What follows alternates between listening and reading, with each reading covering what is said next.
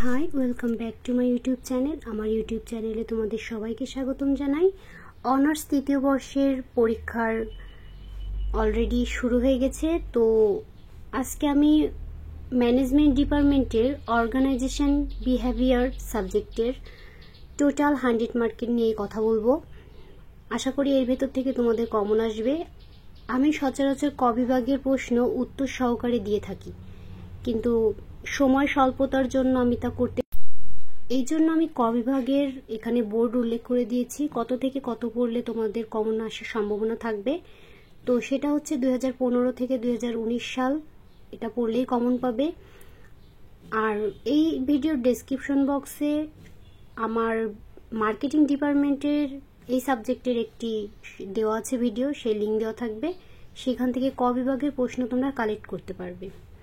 কর্মীরা কিভাবে সংস্কৃতি শেখে, নবদ্রৌপদী মতবাদ কি, নবদ্রৌপদী তত্ত্বের বৈশিষ্ট্যসমূহ আলোচনা করো, অজুহাত কারণ নয় আলোচনা করো, আচরণের ওপর প্রভাব বিস্তারকারী উপাদানসমূহ আলোচনা করো, সাংগঠনিক আচরণের প্রকৃতি আলোচনা করো, সাংগঠনিক আচরণের মৌলিক উপাদানগুলো আলোচনা করো, সাংগঠনিক আচরণ অধ্যয়নের গুরুত্ব লেখো, সাংগঠনিক আচরণের উপাদানসমূহ বর্ণনা করো, সাংগঠনিক আচরণের সীমাবদ্ধতা বর্ণনা করো, আচরণ ও কার্য সম্পাদনের মধ্যে সম্পর্ক দেখাও, সাংগঠনিক আচরণের মডেলসমূহ ব্যাখ্যা করো, সাংগঠনিক সংস্কৃতির নেতিবাচক প্রভাব আলোচনা করো, কার্যসন্তুষ্টি পরিমাপের উপায় বর্ণনা করো, মনোভাবকে ফ্রেম অব রেফারেন্স বলা হয় কেন, প্রেষণা ও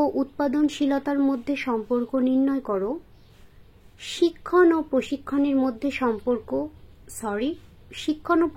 মধ্যে পার্থক্য উল্লেখ করো, বাংলাদেশের শিল্প শ্রমিকদের নিম্ন মনোবলের কারণসমূহ বর্ণনা করো, মনোবল এবং উৎপাদনশীলতার মধ্যে সম্পর্ক ব্যাখ্যা করো, ব্যক্তিক আচরণ মডেল আলোচনা করো, একই আচরণের বিভিন্ন কারণ ব্যাখ্যা করো, আচরণ পরিবর্তনের পদ্ধতিগুলো বর্ণনা করো, দ্বন্দ্ব নিরসনের বিভিন্ন কৌশল আলোচনা করো, দ্বন্দ্বের সবটুকু মন্দ নয় ব্যাখ্যা করো, আন্তঃদলীয় দ্বন্দ্ব কি, কিভাবে এসব দ্বন্দ্ব দূর করা যায়, আন্তঃদলীয় দ্বন্দ্বের কারণ বা উৎসসমূহ আলোচনা করো,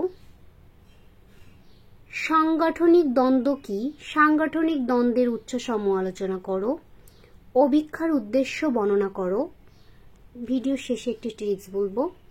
মনস্তাত্ত্বিক অভিক্ষার গুরুত্ব লেখো, সাক্ষাৎকারের প্রকারভেদ আলোচনা করো, হতাশা কি, হতাশার লক্ষণসমূহ আলোচনা করো, বাংলাদেশের শিল্প শ্রমিকদের হতাশার কারণগুলো আলোচনা করো, বাংলাদেশের শিল্প শ্রমিকদের হতাশা দূর করার উপায়সমূহ লেখো, প্রেষিত আচরণ ও হতাশাগ্রস্ত আচরণের মধ্যে পার্থক্য লেখো, প্রেষণা প্রক্রিয়া বর্ণনা করো, প্রেষণার ইকুইটি তত্ত্বটি বর্ণনা করো, প্রেষণা ও মনোবলের মধ্যে সম্পর্ক দেখাও, প্রেষণা ব্যবস্থাপনার প্রাণ ব্যাখ্যা করো, বাংলাদেশের শিল্প শ্রমিকদের প্রেষণাদানের উপায়সমূহ আলোচনা করো, মাসলোর চাহিদা সোপান তত্ত্বটি বিশ্লেষণ করো, হার্জবার্গের দ্বিত উপাদান তত্ত্বটির সমালোচনা সহ আলোচনা করো, নেতৃত্ব বা নেতার গুণাবলী আলোচনা করো, নেতৃত্বের প্রকারভেদ আলোচনা করো,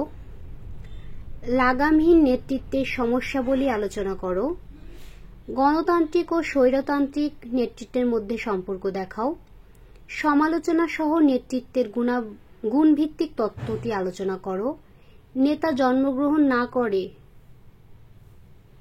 তৈরি হয় ব্যাখ্যা করো, দলকে কার্যকরী করার উপায়সমূহ আলোচনা করো, ব্যবস্থাপনা উন্নয়ন পদ্ধতি আলোচনা করো, বাংলাদেশের ব্যবস্থাপনা উন্নয়নের সাথে জড়িত ব্যাখ্যা করো, প্রশিক্ষণ প্রতিষ্ঠান সমূহের সংক্ষিপ্ত বর্ণনা দাও, প্রশিক্ষণের পদ্ধতিসমূহ আলোচনা করো। আর ট্রিক্স হচ্ছে পুরো বই থেকে কজন লেখকের নাম মুখস্থ করবে এবং কিছু উক্তি মুখস্থ করবে, সেগুলা বিভিন্ন প্রশ্নে অ্যাপ্লাই করবে। আশা করি সেখান থেকে ভালো ফিডব্যাক পাবে। যদি ভিডিওটি ভালো লেগে থাকে লাইক, কমেন্ট, শেয়ার দিও এবং পরবর্তী ভিডিও পাওয়ার জন্য আমার চ্যানেলটি সাবস্ক্রাইব করে পাশে থেকো। ধন্যবাদ।